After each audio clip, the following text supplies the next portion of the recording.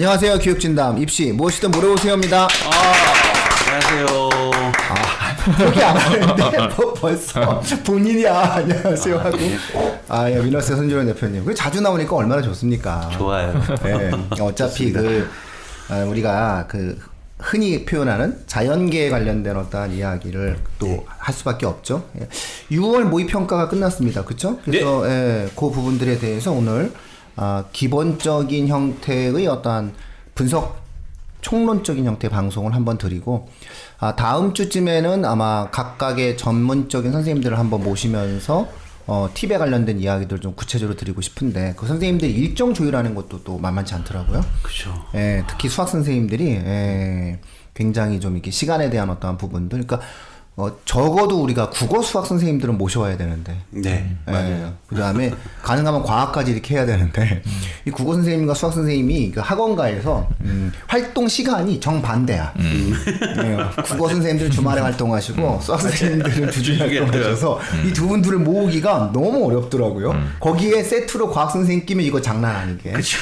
그래서 저희가 한번 노력을 한번 해보도록 하겠습니다. 국어 선생님과 수학 선생님 정도는 모셔야 그래도 청취자분들께 구체적인 형태의 이야기를 드릴 수 있어서 오늘은 어쨌든 전체적인 어떠한 6월 모의평가 우리가 흔히 육모라고 하는 그런 부분들에 대한 이야기들을 가지고 청취자분들과 함께 이야기하는 시간 갖도록 하고요. 요 과정을 통해서 중학생 청취자분들이나 고등학교 저학년 청취자분들도 요런 어떤 흐름들에 대해서는 충분히 이해하면서 좀 듣고 계셔야 되는 게 아닌가 뭐 이런 생각이 일단 듭니다. 자, 뭐 이렇게 뭘 또 뽑아오셨어 또. 아니 뭐 기본적인 것만. 괜찮아요. 저희 우리 세훈 쌤은요 국어 문제 직접 푸셨어요.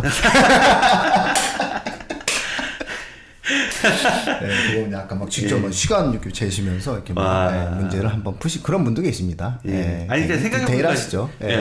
진짜 그 과목별 선생님들을 한꺼번에 한 자리에 모시기가 되게 힘들 것 같아요. 그럼요. 이게 시간이 어떤 방송의 시간을 또 잡아야 되는 거잖아요. 그게 진짜 어려워요. 그러니까 시간은 내주는데 이 사람도 시간 내주고 이 사람도 시간 내줬는데 이제 교집하기 그렇죠. 어렵죠. 같이 한 자리에 모이는 시간대가 같이 한 자리에 모여야 되니까. 자, 아마 영역별 지원자 현황 뭐 이런 거 뽑아오셨네요. 한번 브리핑 한번 부탁드립니다. 아니 뭐 전체적인 건 아니고요. 이과 관련된 부분이고 전체적인데 근데 작년 6월 모의평가 대비 올 모의평가에서 전체적으로 뭐 인구가 주니까 어쩔 수 없고 재학생들의 인원수가 좀 주는데 유독 이과생들이 많이 줄었네요. 그래요? 근거가 여기저기 보시면은 수학 가형 같은 경우 작년 대비 24,000명이 줄었고요. 그다음에 보시면은 과탐 같은 경우는 작년 대비 34,000명이나 줄었어요. 다른 영역에 비해서. 그러니까 지금 이과 쪽 학생들이 굉장히 좀 많이 그러니까 전체 인구가 줄었고요. 그 전체 인구 중에서도 또 이제 영역별로 보자면은 이과 쪽 학생들이 이렇게 많이 준 현상이 좀 나타나고 있네요. 그래서 이게 좀 대학의 모집 정원은 그렇게 줄진 않았잖아요. 네네. 그죠? 그러면은 이과 학생들한테는 또 좋은 현상이 될 수 있는 건가요, 이게? 인원이 줄면 안 좋아요. 그래요? 어쨌든 시험이라는 것은 무조건 보편적 시험은 무조건 많이 보는 게 좋죠. 그죠. 그리고 이제 또 특이한 부분은 뭐 다들 이제 다 아시겠지만 요번에 뭐 탐구 과탐 같은 경우 물화생 지구과학 생명 지구과학 중에서 작년 수능까지는 16만 4천 명으로 지구과학 선택자가 가장 많았거든요. 근데 요번 6평에 다시 또 생명과학 쪽으로 역전이 된 것 같아요. 정확한 응시 인원 집계 안 나는데 지금 퍼센트로만 나왔는데 지금 생명과학 선택자가 31% 정도 나오고 있고요. 지구과학 선택자가 29%. 그리고 또 아무래도 작년 지구과학 문제 출제를 보면은 좀 인원이 많이 늘다 보니까 아무래도 상대평가고 4%를 잘라내야 되니까 문제 변별력이 좀 많이 좀 지구학 쪽에서 갔어요. 가다 보니까 의외로 또 이제 많이 몰렸다가 쏠림 현상이 일어났다가 지구학이 또 작년 수능에 좀 어렵다. 그러다 보니까 이게 또 이제 또 돌아간 것 같아요. 그러네요. 예. 근데 좀 특이한 거는 그 지구과학 같은 경우는 전체에서 천체 파트를 가장 어려워하잖아요. 예, 예. 근데 요번에는 이 천체 파트가 아니고 비천체 파트인 뭐 망원경이라든지 뭐 다른 쪽에서 또 굉장히 어려운. 근데 특이한 거는 이제 다른 물화생은요,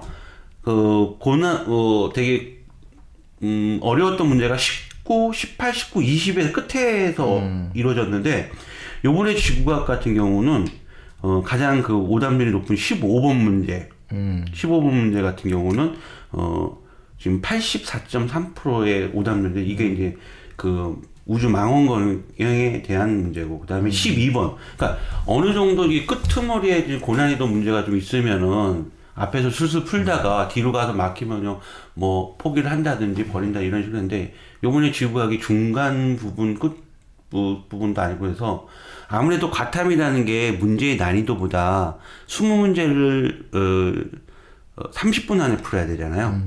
구조적인 문제가 있거든요. 근데 이제 시간을 얼마나 안 뺏기고, 빨리 풀어내냐는데, 중간 정도 부분에 이렇게 15번, 12번이 난이도 문제가 팍 박혀버리면은, 이거 굉장히 골치 아파지는 상황이 발생된 거죠. 지금 그 손 대표님 이야기를 들어보니까 네. 갑자기 영화 기생충이 떠오르네요. 아니 뭐 자꾸 다 기생충으로 몰아가. 아, 그게 영화 기생충에 스포일러 돼서 모르는데 그 가면 그 학생이 예. 지금 같은 말씀을 합니다. 기세다.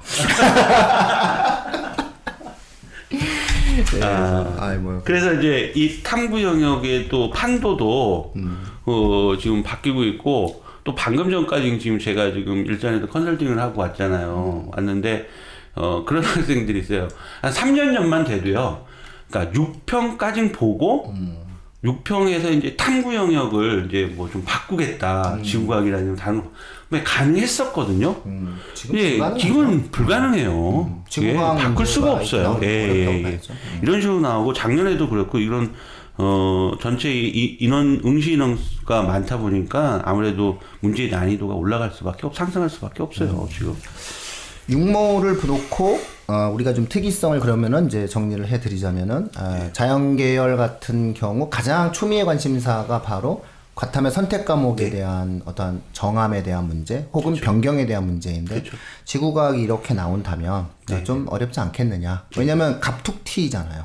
우리가 쉽게 얘기해가지고 충분히 예상하는 문제가 어렵게 나오면 예측 가능하거든요. 천체. 그럼 내가 천체를 뭐 공부를 하든 특강을 듣든 하겠다라고 하는데 15번 우주망원경 문제, 그 다음에 12번 태양 복사 에너지 그래프 문제, 이런 거 사실은 어찌 보면 수학 혹은 물리적인 요소가 결합된 부분이니까 이렇게 갑툭튀가 나오면은 뭐 결국 점수라고 하는 것 자체가 보장이 안 되는 거니까 이 문제를 통해서 자연계 학생들의 경우에 있어서는 과탐에 있어서 선택 과목을 변경하는 부분들에 있어서는 물리적으로 좀 약간 어렵게 만들었다. 구조적으로 어렵게 만들었다. 그렇죠. 이렇게 우리가 해석을 할 수 있겠네요. 네.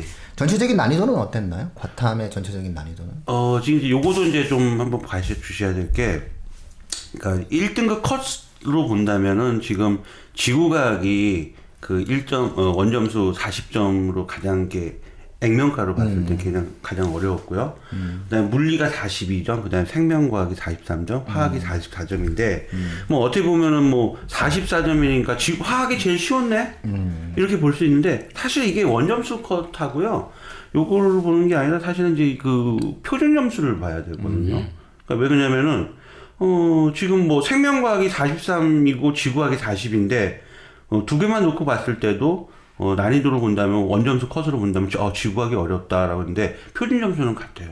즉 표준 점수라는 게 평균 점수에 영향을 미치는 거잖아요. 그러다 보니까 아무래도 전체적인 1등급 컷이 43으로 40으로 지구과학이 높아 보이지만 표준 점수로 갔을 땐 이렇게 43점이라도 40점이라도 똑같은 표준 점수 69점이 지금 형성되고 있다. 그래서 일단 액면가 쪽만 보는 게 아니라 역시 제가 봤을 때 화학이 지금 44점으로 1컷이 제일 쉽게 지금 나와 있거든요.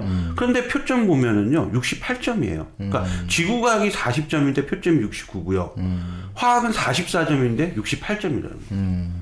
결국 평균 점수에 영향을 받는 게 이 표준 점수인데 아무래도 이런 선택이 액면가만 보고 이게 지구과학이 제일 어려웠다, 뭐 화학이 제일 쉬웠다 이렇게 판단하기는 좀 어렵다는 얘기인 거죠. 사실은 저희가 이제 그 특별 방송을 지금 2차 방송이죠. 그 다음 주쯤에 이제 그 심층 방송이죠. 국어랑 이제 수학을 심층 쪽으로 다시 한번 분석을 해줘야 되겠다라고 이제 생각을 하게 된 가장 결정적 이유가 수리가의 전통적 방식이 바뀌었어요. 예. 그러니까 수리가가 가지고 있었던 누구나 예측하는 어마어마하게 어려운 문제, 난이도의 킬러 문제. 예, 그래서 그 문제를 맞추면 되고 안 맞추면은 뭐 정해져 있는 어떤 계단처럼. 네. 근데 그 킬러 문제의 어떤 트렌드가 바뀌어가고 있다. 난이도가 바뀌어가고 있다. 이거는 정말 전체적인 수능 트렌드의 변화가 예상되는 거거든요. 그래서 그런 것들까지 한데 묶어서 좀 이야기를 해야 되는 시기가 온 것 같다. 사실은 지구과학도 마찬가지예요. 천체가 빠진 지구과학은 지구과학이 아니지 않냐. 이런 얘기를 많이 했거든요. 저도 사실 설명회 때마다 얘기했는데 결국은 뭐냐면은 변별력을 주기 위해서는 어떤 시기든지 간에 해당된 내용을 갖다 놓고 문제를 만들겠다. 근데 내고 보니 이게 사실은 지구과학이라기보다는 다양한 요소의 과학적 요소가 결합되어 있어요. 그러면 차라리 이걸 공부하느니 다른 걸 하지라고 또 생각하면서 인기가 떨어질 가능성도 있겠죠. 그러니까 요번에 또 그랬더니 지구가 천체가 가장 변별력 있는 문제를 만든 천체가 제일 어렵다라고 했는데 갑자기 만약에 이제 천체가 그 2015년도 개정에서 빠졌잖아요. 지구과학에. 그러면 지구과학이 천체가 빠졌다. 고1이 보는 시험. 네, 현재 그렇죠. 빠졌다고 하는데 그런데 이게 천체가 빠져도 다른 쪽에서 문제의 난이도를 올릴 수 있죠. 지금 보세요. 예. 우주 망원경 가지고도 이렇게 어려운 문제를 낼 수가 있잖아요. 그죠? 원래 시험은 뭐 내려고 마음 먹으면 어렵게 낼 수 있죠. 또 아까 그 수학 그 말씀해 주셨는데 가형 같은 경우도 맞습니다. 그런 트렌드가 좀 변하고 있고 우리가 알고 있던 기존의 21, 29, 30의 킬러 문제보다는 요번에는 킬러 문제가 아닌 19번이라든지 27번 문제 같은 그런 그 확률 쪽에서 나오는 문제들이 의외로 시간을 좀 잡아먹었다라고 지금 평가들을 좀 하고 있는 얘기들이 이렇게 나오고 있습니다. 그렇죠? 예. 국어 시험은 어땠나요? 아니 제가 국어 시험 뭐 어땠다고 어려운 거예요? 뭐 87점. 아니 그냥 어렵지 않아요. 아니 제가 이게 국어 시험을 말씀드리기가 되게 어려운 게 저는 그러니까 만약에 이를테면 학생들 같은 경우에 혹은 국어를 가르치시는 분들 같은 경우에 변화 추이가 있잖아요. 그리고 중간중간에 이제 공부를 하면서 온단 말이에요. 그러니까 작년 수능이 일단 레퍼런스가 됐으니까 그러면 이제 그 다음에 뭐 지금 6월 모평을 본 학생들은 작년 수능에부터 지금까지 공부를 하면서 여기에 맞춰진 공부를 했을 거란 말이죠. 근데 저는 그게 아니라서 사실 그런 추이에 대한 말씀을 드리기가 조금 애매하긴 한데 이게 무슨 말씀이냐면 저는 문학을 다 새로운 지문인 거예요, 저한테는. 그러니까 문학이 원래 학생들은 수능 연계 지문들도 있을 거고 그래서 시간이 조금 덜 걸릴 수 있다는 생각도 있는데 저 같은 경우는 이를테면 조웅전이라든가 유언시비 같은 경우는 저는 모르는 지문이거든요. 그러니까 고전은 아예 새로 다 해석을 해야 되는 상황이었고 그렇게 했음에도 불구하고 문학이 되게 쉬웠어요. 그러니까 비문학에 비해서 모르겠어요. 학생들이 어떻게 접했는지는 모르겠는데 세훈쌤의 개인적인 개인적인 성향입니다. 저는 그러니까 문학 지문들의 대부분 토지는 제가 읽었으니까 토지는 읽었기 때문에 저는 알고 있는 지문인데 그 외에 나머지 모든 지문들이 그냥 처음 보는 지문들이었고 저는 문학은 새로 해석해야 되는 입장이었음에도 불구하고 시간이 되게 조금 걸렸던 것들이었어요. 조웅전에서 조금 시간을 끌었던 것 같긴 한데 시간을 제일 많이 끌었던 부분이 어떤 거냐면 비문학에서 경제 지문 비문학 경제 지문이 저는 시간 제일 많이 들었고요. 뭐 당연하게도 미토콘드리아 관련된 얘기도 시간이 어느 정도 걸리긴 했는데 체감적으로는 비문학 쪽에서 경제 지문 쪽에 시간이 조금 더 걸렸던 것 같아요. 근데 문제는 경제 쪽이 더 쉬웠어요. 그러니까 미토콘드리아 쪽이 오히려 사실 확인하는 과정만 그냥 충분히 논리적으로 연결만 할 수 있으면 되는 문제들이어서 문제를 푸는 건 미토콘드리아 쪽이 훨씬 더 쉬웠고 근데 경제 쪽 경제 쪽 지문 자체는 이상하게 연결이 잘 안 되더라고요. 그래서 제가 그러니까 이제 틀린 거는 저는 사실 문법은 공부를 안 했으니까 그래서 문법 하나 틀렸어요. 문법은 일단 하나 틀렸고 그런 얘기 안 하셔도 돼요.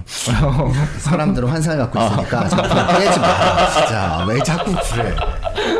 사람 청취자분들은 선생님 완전한 줄 알아요. 아니 그렇지 않아요.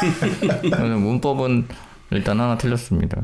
예. 그리고 나머지 하나 되게 이상한 데서 하나 틀렸는데 그러니까 이게 제가 생각할 때는 저는 이제 체감적으로는 작년 수능도 문제를 풀어봤을 때 저는 작년 수능도 공부를 안 하는 상태에서 그냥 푸는 거니까 작년 수능도 그 비문학 지문들이 쉽진 않았는데 저 같은 경우에 체감적으로는 이번 6월 모평이 저한테는 훨씬 더 어렵게 느껴졌어요. 아니, 학생들이 실제로 많이 어려워했어요. 예, 그럼 뭐. 화법과 장문을 우리 또 이과생들은 좀 요번에 많이 틀린 것 같아요. 뇌가 안 맞아요. 이게 화법과 장문이 그들과 그러니까 쓰기 연습이 안 돼 있어서. 그러니까 화법과 장문이 저는 비문학하고 별 차이 없게 느껴졌거든요. 그러니까 비문학이 돼버린 것 같아요. 그래서 하여튼 제가 그래서 쭉 전체적으로 드리고 싶은 말씀 그리고 이걸 저희가 1부와 2부로 기획하는 이유 그리고 제가 서두에 고3을 위한 방송임에도 불구하고 중등 어머님들 고1, 2 어머님들 잘 들으시라고 말씀을 하는 가장 큰 이유는 뭐냐면 트렌드 변화가 시작됐답니다. 저희 교육진담에 드릴 수 있는 말씀은 이번 육모의 가장 큰 가치가 뭐냐라고 질문한다면 기존의 평가의 틀과 트렌드를 벗어나려고 하고 있다. 즉 새로운 것을 구축하려고 하고 있다. 이렇게 우리가 이해를 해야 된다는 거죠. 그러면 밑으로 내려가면 내려갈수록 이것이 또 새로 그러니까 예를 들어서 수리가가 22, 29, 30이 어려웠던 게 한 몇 년 갔잖아요. 한 5년, 6년, 7년 이렇게 쭉 그렇죠. 이게 하나의 어떤 트렌드가 됐잖아요. 그렇죠. 근데 이 트렌드가 바뀐다는 거예요, 이제. 지구과학도 전체가 어려웠다. 트렌드가 바뀌고 있다는 거잖아요. 그다음에 예, 국어도 화작은 그냥 왼손으로 찍어도 맞는 맞아요. 이게 막 맞아요. 틀린다. 맞아요. 패닉이 빠지는 거죠. 애들. 국어 이렇게 어려운 거였구나. 이런 어떠한 내용들이 결국은 전반적으로 변별력을 갖추기 위해서 수능이 바뀌어가고 있는 거고 이 바뀌는 거는 일단은 학생들한테 무조건 힘든 일이에요. 예측 가능하지 않게 만들어지는 시험은 학생들이 느낄 때 더욱 힘든 거죠. 왜냐하면 예측해도 어려운데 갑툭튀는 너무 힘든 거예요. 우리 아이들에겐. 우리 학생들에게서 갑자기 튀어나왔다라고 하는 거는 너무너무 고통스러운 거죠. 그러니까 사실은 지구과학 문제 풀던 학생들은 15번, 12번 보면서 패닉에 빠지는 이유가 그쵸. 그런 데 있는 거예요. 맞아요. 나는 이것만 준비했는데. 근데 이런 학생도 있어요. 난 지금 천체를 아직 안 했어.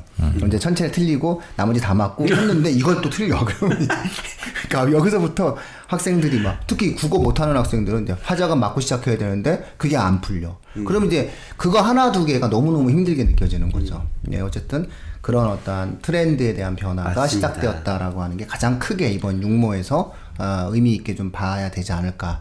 그래서 원래는 입시적인 형태의 분석 방송만 하고 이제 원래는 저희가 가급적이면 모의고사는 분석 방송을 길게 하지 않는 편인데 저희가 다음 주에 한 번 더 분석 방송을 하고자 하는 어떤 그래서 선생님들을 막 섭외한 이유가 뭐냐면 이건 과목별로 한번 좀 들어가서 청취자분들과 함께 각각의 구체적인 형태의 트렌드 변화에 대해서 한번 따져봐 드려야 되겠다 이런 생각을 좀 제가 드렸었어요.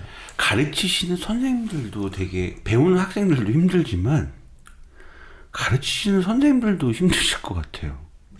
이 트렌드에 지구과학 선생님들은 좋아하지 않으실까요? 아니 국어 선생님들 같은 경우 국어 힘들죠. 예. 예. 어려우니까. 예. 일단 애들이 이제 어려워하면은 그런 부분들에 대한 고민들을 해줘야 되는 거잖아요. 그리고 사실은 화작을 만약에 이제 틀리게 되면 이건 정말 그러니까 저 충격이었어요. 힘들죠. 예. 아까 그 컨설팅 중학교를 하는데 다시 다니 이렇게. 진짜로. 중학교 때 잘해. 그러니까 아까 사회자님 말씀대로 독서와 화작을 진짜 글쓰기 하는 학원을 왼손으로 좀 풀어야 갔다 와. 되는 이렇게 해야 되는데. 건데 예. 그거를 3개를 틀렸다는 거예요. 그래서 야 그거 서비스 문제인데 이게 그러니까 전체적으로 그게 그 국어 교육 자체가 일단 변화는 해야 돼요. 예, 그러니까 화작, 독서와 글쓰기가 화법과 장문, 돼야 돼요. 화작 쪽이 진짜 국어 교육의 길을 찾고 이렇게 바꾸려는 움직임이 좀 있는 것 같은 느낌이 있어요. 그러니까 우리가 지금까지 국어 교육에서는 그냥 뭐 학생들한테 특정한 정보를 전달해주고 그 정보를 학생들이 습득하고 끝 이렇게 되는 경우였다면 화작이 이제 지난번 수능도 그렇고 그 전에 제가 봤던 문제들을 생각을 해보면 계속해서 뭔가 실제로 다른 사람과 대화를 할 때 너는 어떻게 정보를 습득할 거야? 라는 걸 너무 이렇게 학생들한테 굉장히 강조하면서 문제가 나오고 있거든요. 다른 사람들의 정보를 어떻게 파악할 것이냐. 그래서 자기 혼자서 문제를 가지고 판단하는 학생들의 경우가 어렵게 느껴질 수 있을 거라는 생각이 있어요. 그러니까 실제로 어떤 특정한 주제를 놓고 다른 사람들과 얘기를 충분히 많이 해본 사람들이라면 그게 그렇게 어렵게 느껴지지 않는 문제였을 거거든요. 그러니까 지금 생각해 보니까요. 지금 현재 고1 학생들 그때 선택이잖아요. 독서하고 문학은 공통이고요. 화작문하고 언어와 매체 둘 중에 하나 선택이잖아요. 그러니까 저는 다 애들한테 화작이 70%라고 생각하는데 화작 이렇게 나오면 거의 70%. 야 화작 선택하면 되지 왜 어려운 언어는 그래서 제가 근데 그러니까 뇌가 안 되는 애들 있다니까. 네, 이렇게 되면은 만약 이런 식으로 출제되면 문법 외우면 돼요. 공부하면 되죠. 그렇죠. 네, 화작도 고민해봐야 된다는 거예요. 그러니까 이거는 그래서 좀 하나의 변화가 될 거예요. 그리고 이게 독서와 글쓰기를 기반으로 한 국어 교육을 네. 초등, 중등 때 기본적으로 하지 않은 학생들은 앞으로 시간이 흐르면 흐를수록 수능 국어를 보기는 어려워진다는 그러니까 얘기를 해야 되겠죠. 국어 같은 경우는 진짜 어렸을 때부터 이 교육이 되게 중요한 거예요. 문학과 비문학이라는 구분을 쓰지 않고 문학과 독서라는 워딩을 사용한다는 것 자체가 주는 의미가 있어요.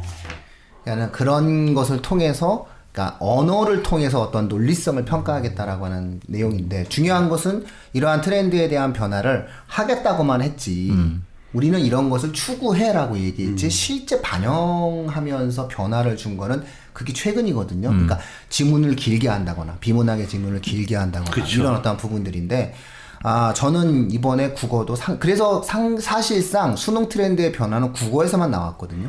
근데 제가 지금 이번에 육모에서 느끼는 가장 큰 특징 중에 하나는 뭐냐면 국어 나타났죠. 그 다음에 수학 나타났죠. 그 다음에 과학도 나타났죠. 그래서 전체적인 어떠한 수능의 트렌드 변화를 좀 주려고 하는구나 라고 하는 어떠한 내용들이 만들어진 거고요. 이 상황에서는 과목 바꾸거나 이런 것들은 상당히 힘들 수 있어요. 그러니까 운에 맡기는 어떤 부분이니까 아마 고민했던 학생들 중에서 과목 변경에 대해서는 상당히 아마 어렵게 될 것 같아요. 아마 손 대표님도 그렇고 과목 변경은 거의 생각 안 하고 계시죠? 이제? 안 하죠. 네, 이 정도면 못 하는 거예요. 안 하는 거예요. 절대 뭐 망하고 싶으면 하라고 그래요.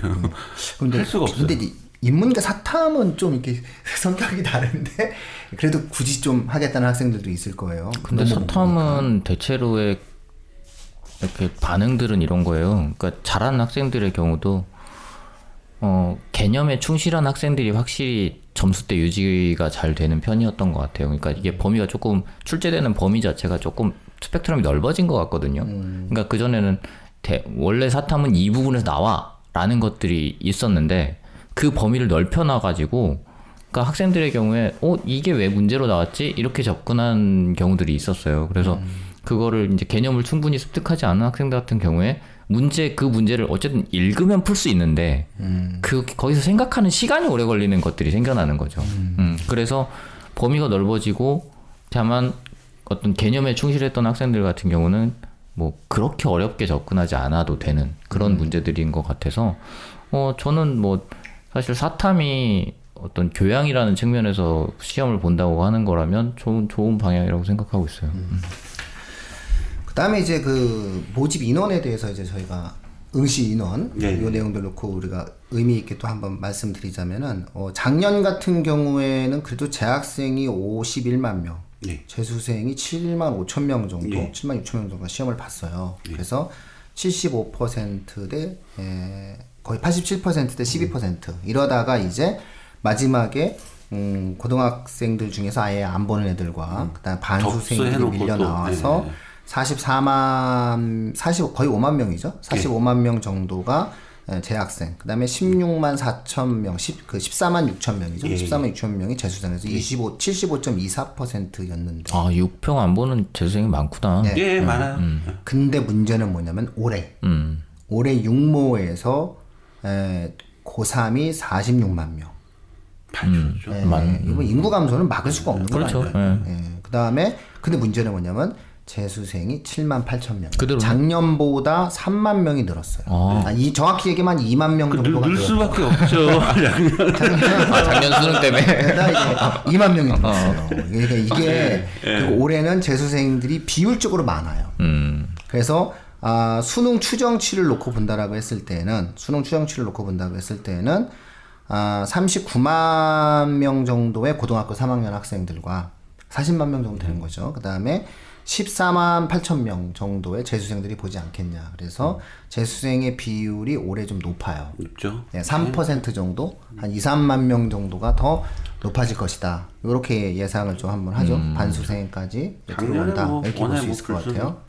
예. 그래서 이런 부분들도 우리가 한번 좀 고민을 해봐야 되는데 문제는 뭐냐면 이 트렌드 변화가 재수생한테 유리할까 재학생한테 유리할까 물론 개인에 따라서 좀 다르긴 하겠지만 예, 그런 내용을 놓고 본다고 했을 때는 사실상 재수생한테 유리한 내용은 아니에요.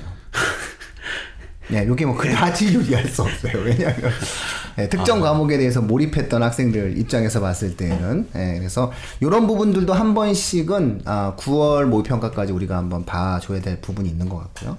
그 다음에 인구 감소를 놓고 봤을 때 사회탐구는 16,000명 정도가 감소했는데 과탐이 34,000명이 감소했어요. 그러니까 그리고 이것은 수리가를 선택했음에도 불구하고 사회를 선택한 학생이 꽤 있다는 거고요. 그다음에 수리나가 27,000명이 감소했고 수리가가 24,000명 정도가 이제 감소를 한 그런 폭을 볼 수가 있겠죠. 그래서 그런 걸 놓고 본다라고 이야기했을 때는 이게 수리가가 육모 때 20만 명 정도?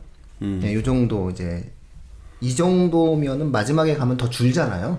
네, 그래서 실제로는 수능 줄어들기 때문에 이제 이런 부분들에 대한 어떤 내용들도 한번 고민을 해봐야 되지 않을까 이런 어떤 생각이 좀 들어요. 그래서 아마 이제 수시 원서 쓰는데 이런 변화들에 대해서도 한번 우리가 참고를 해보실 필요가 있을 것 같아요. 구모까지는 한번 보고 좀 급하게라도 좀 뭔가 그 수능에 대한 내용들을 가지고 아마 판단을 해봐야 되지 않을까 싶은데요. 그 인원 얘기 나왔으니까 저도 잠깐 인원에 대해서 한번 말씀드리면은 지금 2020 수시와 정시 역시 수시가 또 늘었어요. 전체 모집 인원이요. 수시는 계속 늘고 있었어요. 그렇죠. 그게 이제 그 상위가 아니라 우리 대한민국 4년제 196개 대학 전체 2020을 놓고 봤을 때 수시 모집은 계속 늘고 있어요. 그런데 제가 이번 육모와 조금 등골 싸한 느낌이 좀 드는 것 중에 하나가 등골 싸하지 마세요. 등골 싸한 느낌이 드는 게 아니라 드는 느낌이 항상 등골이 싸해서 이게 작년에 불수능이었거든요. 근데 올해 수시가 이제 전체적으로 봤을 때 드는데 사실 주요 대학 수시 모집이 작년 대비 다 조금씩 줄었어요. 주요 대학은요. 그 준 인원이 어디로 갔냐면 정시로 갔거든요. 결국 주요 대학들은. 그러면 정시로 모집이 좀 분명히 주요 대학 전체로는 수시가 많지만 주요 대학으로 본다면 모집이 조금 이게 늘어나는 걸로 봤을 때 정시가 늘어났거든요. 거기다가 수시에 안 뽑히잖아요. 그럼 정시도 2월 돼야 되잖아요. 그러면 30%가 넘어요. 정시 인원이요. 그러니까 아무래도 수능 문제나 이런 부분에 어떤 좀 변별력에 대해서 생각을 좀 하고 있지 않겠냐라는 게 제 또 조금 이 촉이 아닌 촉으로 말씀드리는 겁니다. 결론이 뭐예요, 그래서? 그러니까 그러니까 문제 수능의 난이도가 작년만큼은 안 되겠지만 그래도 쉽지 않을 것이라는 게 그러니까 수능 난이도를 주려고는 명확히 한 거예요. 국어를 보면 명확해요. 명확하게 우리는 문제를 낸다예요. 상당히 난이도 있게 냈고요. 그 다음에 다른 건 모르겠지만 지구과학이 극적 반전을 했죠. 그렇죠. 그 지구과학도 그렇고. 그럼 지리랑 뭐가 달라? 달라. 우린 여전히 과학을 볼 거야라고 해가지고 과학적 형태 문제를 출제를 했잖아요. 그래서 이런 걸 놓고 본다고 했을 때 수능의 변별력 유지를 위해서 교육부 차원에서 그리고 교평 차원에서 고민을 하고 있다. 우리는 트렌드 변화를 통해서 어쨌든 이걸 없애기 전까지는 그리고 상대평가를 유지하는 한도 내에서는 어쨌든 변별력을 주기 위해서 등급 컷을 만들기 위해서 노력을 하겠다. 다만 지금과 다른 트렌드로 가겠다. 요게 이제 문제인 거죠. 그럼 이 트렌드가 어떤 학생에겐 정말 운 좋게 딱 맞는 게 있을 수 있고 어떤 학생은 트렌드가 바뀌면 안 되는 게 있을 수 있잖아요. 그래서 이게 결국 개인으로 따졌을 때는 유불리가 또 나오는 거예요. 학생 입장에서 놓고 본다면 유불리가 따져지는 거죠. 그죠. 어쨌든 저는 참, 수능이 진짜 다른 영역도 국어뿐만 아니고요. 솔직히 다른 영역에 또 독서가 굉장히 영향을 많이 미치고 있다는 게 이제 서서히 제가 그걸 보면서 체감하고 있어요. 자, 그러면 이제 국어나 수학, 그쵸? 이 두 개의 과목을 왜 우리가 심층적으로 분석을 해야 되는지에 대해서 아마 청취자분들께서 충분히 한번 이해를 하셨을 것 같아요. 그리고 이 육모의 국어 수학에 대한 심층적 분석의 과정을 토대로 그 다음에 이제 구모에 대한 결과가 나왔을 때 트렌드 변화가 유지가 되는 게 있고 또 그냥 바뀌는 것도 있고, 그래서 전체적인 어떤 수능에 관련된 이제 학생 개인의 역량치가 어느 정도 통계가 나오면, 두 개의 어떤 시험 통계가 나오면 수시 원서를 쓰는, 이렇게 좀 생각을 해볼 필요가 있을 것 같아요. 그래서 전체적으로 그 육모가 끝났으니, 야, 육모 끝났어. 나는 이제 뭐 힘들구나 싶어가지고 뭐에 좀 올인하고 뭐에 집중하고 좀 이러지 않고, 예. 마지막 기말고사까지 열심히 보고, 예. 그다음에 또 여름방학 때 부족한 부분에 관련된 공부 좀 집중적으로 진행을 하고, 9월 모의고사를 본 다음에 좀 긴급히 뭐 수시 원서 전략을 좀 세우는 과정이 좀 바람직하지 않나라고 좀 일반론적인 말씀을 드릴 수 있을 것 같네요. 근데 실제로 학생들의 분위기 자체도 좀 달라진 것 같아요. 그러니까 수능을 뭐 조급해하지 않아요. 수능 점수가 뭐 어느 정도 나왔다고 해서 그 점수를 갖고 애들이 나 수능 되게 못 봤으니까 뭐 이런 얘기가 없어요. 분명히 못 봤거든. 그냥 못 봤는데 애들이 못 본 것에 대한 조급함이 예전에 비해서 확실히 많이 줄었어요. 왜냐면 꼭 못 보라는 보장이 없으니까. 잘 보라는 보장이 없으니까 한번 하면 돼요, 뭐 이러면서. 그거 작년 고3 분위기인데. 그래요? 그러니까 이게 트렌드가 앞으로 애들이 계속 이런 분위기예요. 그럼요. 그러니까 이게 이제 이런 식으로 바뀌어가는 이런 것도 있어요. 그러니까 나는 기본 원래 수시 위주였어라는 것 때문에도 있고요. 그다음에 또 어떤 게 있냐면 그런 분위기가 같이 가는 게 또 어떤 게 있냐면 작년만 하더라도 재작년 계속 조금씩 바뀌긴 했는데 작년만 하더라도 고3 애들이 수행평가나 대회에다 신경 많이 안 썼거든요. 지금 애들 달라요. 지금 고3 애들은 대회랑 수행평가에 목숨 겁니다.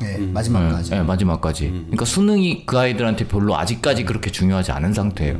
그래서 점수가 안 나왔어도 그래 나는 어차피 충분히 그 등급만 유지할 수 있으면 되니까 정도 생각을 하고 있는 학생들이 되게 많더라고요. 또 하나는 한다고 나오나 뭐 이런 것도 있었어요. 그리고 또 하나는 했는데 안 나왔는데 뭐 어쩌라고 이런 어떤 태도들이 있어요. 그래서 이게 사실상 이제 수능이라고 하는 것이 그 청취자분들과 좀 다른 느낌으로 이제 완전히 굳어진 게 뭐냐면, 학력고사 세대잖아요. 지금 방송을 들으시는 청취자분들은 대부분 학력고사나 수능 초창기인데, 이때는 단기간에 뭔가를 공부하는 효과가 있었어요. 그러니까 특정 과목의 특정한 내용들을 갖다 공부하는 과목이 있는데, 이 수능이라고 하는 것은 물론 그 효과가 하위권에서 중위권으로 올라갈 때는 명확히 두드러지게 나타나지만, 이게 어느 정도 일정한 공부의 수준이 도달된 상태 속에서의 급간의 차이를 넘어가는 과정에서는 좀 쉽지가 않거든요. 그러니까 이거는 결국에 가서는 본인이 가지고 있는 사고의 능력을 결국은 채점하고 평가할 수밖에 없는 요소가 있기 때문에 학생들 입장에서도 그냥 긴 호흡으로 갈 수밖에 없다고 판단들을 하고 있는 것 같고, 과거와 달리 육모가 끝난 다음에 컨설팅과 의뢰를 요청하면서 저 어떻게 해요? 라는 상담이 없어요. 줄었죠. 네, 진짜 줄었어요. 이거는 결국 뭐냐면 이런 거 옛날에 육모 끝나면요, 맞아, 전화나 이걸 난리 할 수가 없었어요. 막 왜냐면 육모 끝나면 뭐 세상이 막 뒤집어지는 줄 알고. 근데 지금은 육모가 끝났는데 네 선생님 이런 분위기거든요. 이거 아주 바람직한 분위기예요. 예, 제가 항상 그럴 때마다 육모잖아요 이러면서 이제 구모가 나와야 트렌드 변화를 정확히 알 수 있습니다라고 말씀을 드리는데, 이런 면에서는 조금 여유로운 것이, 물론 이제 여유로운 건 아니지만 담대하게 좀 우리가 나갈 필요가 있지 않을까라는 생각이 좀 듭니다. 다만 이제 작년과 달리 트렌드 변화가 이게 거대하게 일어나는 거냐, 아니면 일회성 이번 육모만의 문제이냐, 우리가 큰 틀에서의 어떤 방향성에 대한 내용들을 가지고는 한 번쯤 짚고 넘어갈 필요가 있지 않을까. 오히려 저학년 청취자분들의 관심이 더 폭발적으로 증가하겠죠. 오히려 지금 고3 어머님들보다는 고2나 고1, 중3, 중2, 중1 어머님들이 오히려 현재의 어떤 수능에 대한 어떤 분석 방송을 훨씬 더 집중해서 들으실 필요가 있다라고 말씀드리고 싶네요. 그 말씀하시니까 잠깐 생각나는데 학생들이 생윤이었나? 네. 보고 나서 반응이 이런 게 있었어요. 국어 문제 푸는 줄 알았다고. 그렇죠. 네. 다 그렇게 난다는 거예요. 트렌드를. 왜냐하면 이제 해석을 논리적 해석을 통해서 이제 그러니까 왜냐하면 국어 그러니까 정보를 정확하게 습득하지 못하면 문제를 풀 수 없는. 근데 이게 생윤과 생활과 그 윤리와 사상에서는 원래 이런 문제를 냈었어요.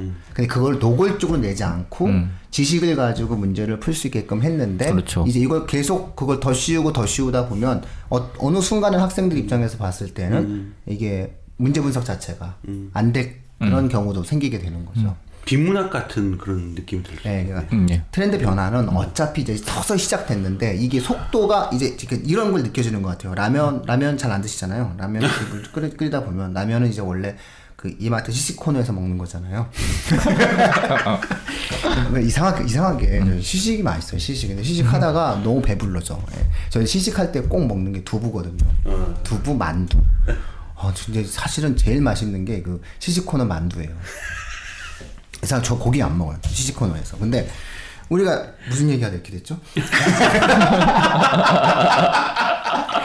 죄송합니다. 제가 오늘 생활과 윤리 얘기하다가 생활과 윤리를 이렇게 이제 문제 분석하다 보면 이제 라면이 우리가 끓이잖아요. 그러다 보면 물이 어느 정도 수준이 딱 돼야 팔팔팔 끓잖아요.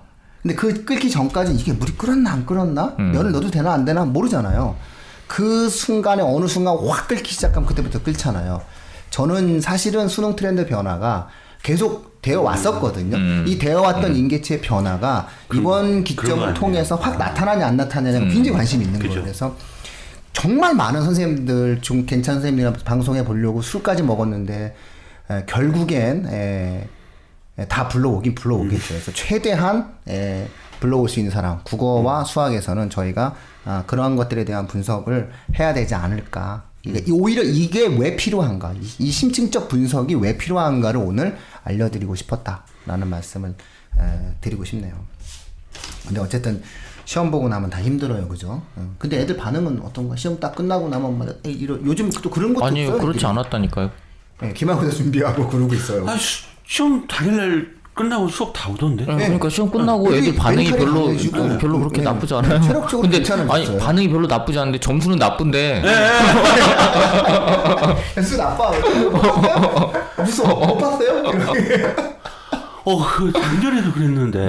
아니 이게 최근 아이들의 모습이거든요. 그리고 그것이 입시에 있어서 사실은 이제 학종이나 수시나 그렇죠. 이런 쪽에 관련돼서 몰입하는 아이들 입장에서는 이게 부가적인 거예요. 그 느낌도 있는 거예요. 그렇죠. 아이들 입장에서 이게 메인 게임이 아니라는 거를 구체적으로 이제 아는 거죠, 애들이. 꼭 좋은 대학, 자기가 원하는 대학을 안 가더라도 요즘에 유튜브가 있어서. 맞아요. 네. 아니 이제는 학력이라는 게 별로 중요하지 않은 사회로 가고 있어요. 컨텐츠. 다 지금은 연예인이잖아. 맞아. 제가 진짜 꼭 한번 방송해 보고 싶은 게 제가 지금 이 기생충 사회자님도 연예인 된 거예요. 나가잖아요. 사실은요, 대한민국 최고의 히트 상품, 그러니까 히트 상품을 10개를 꼽아라. 우리나라가 단군 이래 뭐 세종대왕님의 한글 포함입니다. 그래서 히트 상품을 꼽아라라고 얘기한다면 저는 현 시대에서는 BTS가 돼야 된다고 생각합니다. 그럼요. 현 시대에서는 BTS다. 저는 사실 BTS의 웸블리 경기장 공연에 대해서 한번 방송을 하고 싶거든요. 그래서 그것이 주는 사회학적인 의미가 있어요. 경영학적인 의미가 있는데 일단 기생충부터 한번 제가 잘 설득을 해보고. 저는 6편 끝나고 설명회 때 제가 설명회하면서 전부 그때마다 BTS에 대해서 먼저 언급을 했었어요. BTS가 그러니까 숫자를 놓고 24시간 그 다음에 4,500만 뷰 이게 무엇을 의미하느냐. 근데 깜짝 놀랐던 건요. 학생도 오고 그랬는데 그거를 BTS를 맞추신 분이 학부모님이었어요. 제가 암이세요? 암이었어요. 그러니까 아미는 아미는 10대만 있는 게 아니에요. 그렇죠. 마케팅은 암 이름으로 마케팅이 안 되는 그렇죠. 거죠. 이거 정말 위대한 거거든요. 그래서 그런 것들이 이제 그 우리 시대의 어떤 트렌드가 되기 때문에 어찌 본다면 학생들이 담대해지고 있어요. 입시에 대한 어떤 부분들 전 되게 긍정적으로 보거든요. 이제 그런 면에서 이제 재수생 숫자가 좀 줄어들기를 바랬는데 좀 늘었네요. 그러니까 요번에 저는 또 그런 생각도 했습니다. 저 혼자만의 생각인데 국어가 좀 어렵게 난이도가 있는 거, 문제의 난이도 때문인데 다들 이렇게 분석해보면 난이도가 그렇게 높지는 않은데 왜 그러면 이게 그 1등 컷 점수가 이렇게 낮을까 했는데 뭐 또 제가 이런 얘기하면 또 실망한 사람들이 좀 나는 이게 재수생이 들어와서 작년에 재수생 때문에 작년에 고3 때문에 제가 너무 작년에 고3 애들이 좀 밀리면 베비였잖아요. 네, 못하던 애들 1년 지났다고 뭐 또 잘하겠나 이런 논리세요 지금? 예, 야 그걸 한 번 못한 애가 1년 해가지고서는 지금 3, 4, 5 뭐 석 달 공부했다고 성적이 늘겠어? 뭐 이런 느낌인 거잖아요. 근데 사실은 작년도 이래 국어 시험 재작년도 마찬가지. 이게 그 뭐 다음 주에 말씀드리겠지. 제 개인적인 생각을 말씀드리자면 이거는 불가능해요. 이제는.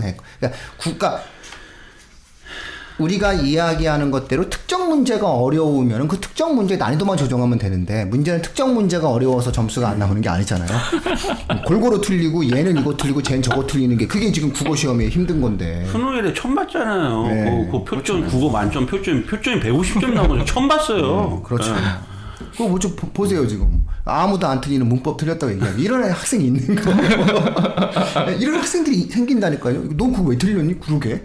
근데 다른 그 어려운 문제를 맞춰놓고 다른 거 틀리고 이렇게 되는 거 이게 국어의 난이도의 문제가 되는 거거든. 이게 확산될 거냐 수학으로 확산될 거냐 전 과목으로 확산될 거냐 어쨌든 이런 부분들의 중요한 갈림길에 놓여져 있다. 그리고 수능이 갖고 있는 어떠한 목적과 가치를 어디에 놓고 지금 보고 있느냐 뭐 이런 부분들에 대해서도 한 번쯤은 좀 짚고 넘어가야 되는 시기가 된 것 같아요. 진짜 그렇게 생각하니까 진짜 그 트렌드의 변화가 예, 맞아요. 아까 사회자님 말대로 물 라면 끓을 때쯤 지금 그 상태 끓기 전. 네.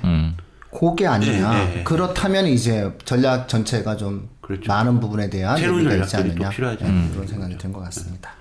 다음 주에도 나오셔야 돼요. 네, 일요일 날 불러주시면 제가 같이 오실 그 수학 선생님 한 분 계십니다. 아주 그래요? 훌륭하신 수학 선생님 한 분 계시는데. 과학은요? 예? 과학은 주말에 다 바쁩니다.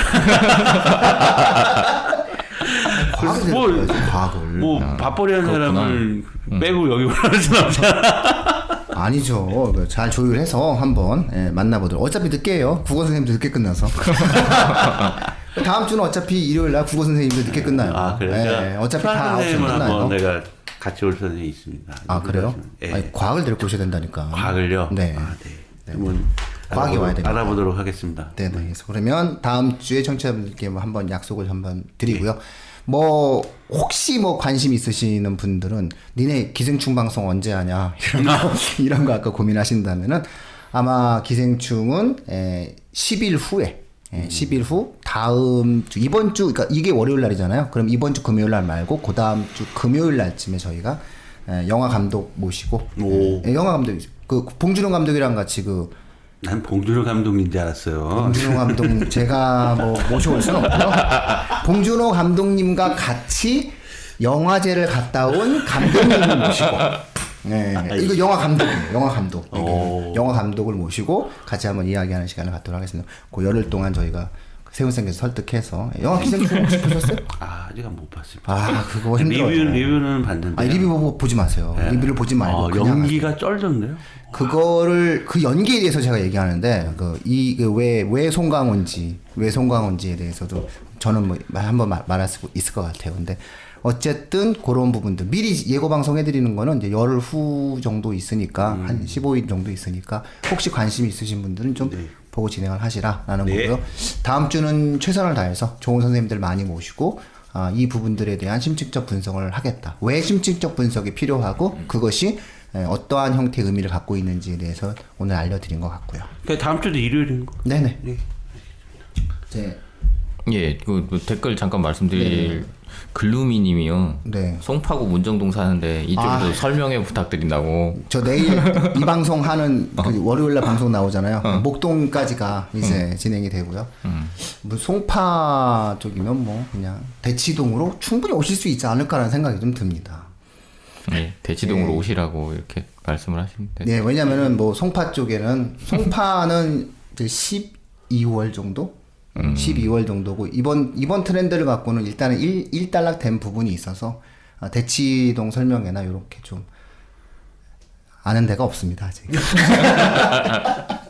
사실 그게 또 설명회도 누가 불러줘야 가는 건데 누가 불러줘야 가는 거잖아요. 그래서 이번에 전국 투어는 다행히 특정 학원이 좀 많이 불러줘가지고 잘 다닐 수 있었습니다.